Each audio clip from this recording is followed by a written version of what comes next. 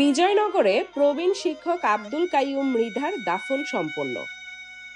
দাউদপুর সরকারি উচ্চ বিদ্যালয়ের মাঠ থেকে আমাদের ব্রাহ্মণবাড়িয়া প্রতিনিধি মোহাম্মদ শামীম ওসমান গনির পাঠানো প্রতিবেদনে দেখুন সরাসরি বিস্তারিত।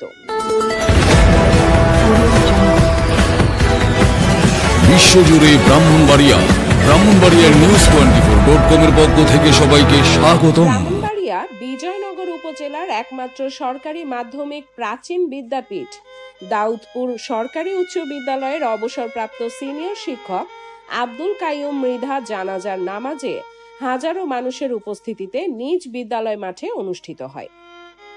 4 জুলাই শুক্রবার দুপুর 2:30টায় দাউদপুর সরকারি উচ্চ বিদ্যালয় মাঠে মরহুমের জানাজার নামাজে ওনার সহকর্মী, হাজার হাজার ছাত্র ও এলাকাবাসীরা শরীক হন।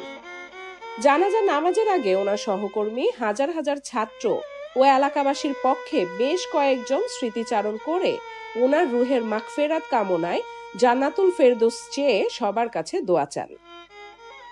এ সময় আব্দুল কাইয়ুম মৃধা পরিবারের পক্ষ থেকে ওনার বড় ছেলে সাবেক জেলা ছাত্র দলের সাবেক সহসভাপতি মিলন মৃধা এক আবেগ ঘন বক্তব্যে পরিবারের পক্ষ থেকে ওনার জানা অজানা সকল কর্মকাণ্ডের জন্য যদি কারো মনে কষ্ট থাকে তাহলে মাফ চান এবং ওনার জন্য সবার দোয়া কামনা করেন।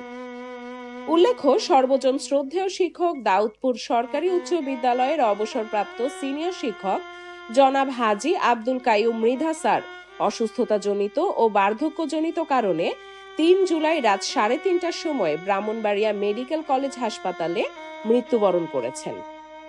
ইন্না লিল্লাহি ওয়া ইন্না ইলাইহি রাজিউন। উনি দাউদপুর সরকারি উচ্চ বিদ্যালয় থেকে কর্মজীবন শেষ করার পরেও সাতগাঁও মাদ্রাসার সেক্রেটারি হিসেবে দায়িত্ব পালন করে গেছেন। সে মৃত্যুকালে 2 ছেলে 3 মেয়ে সহ অসংখ্য আত্মীয় স্বজন, হাজার হাজার ছাত্রছাত্রী ও গুণগ্রাহী রেখে যান।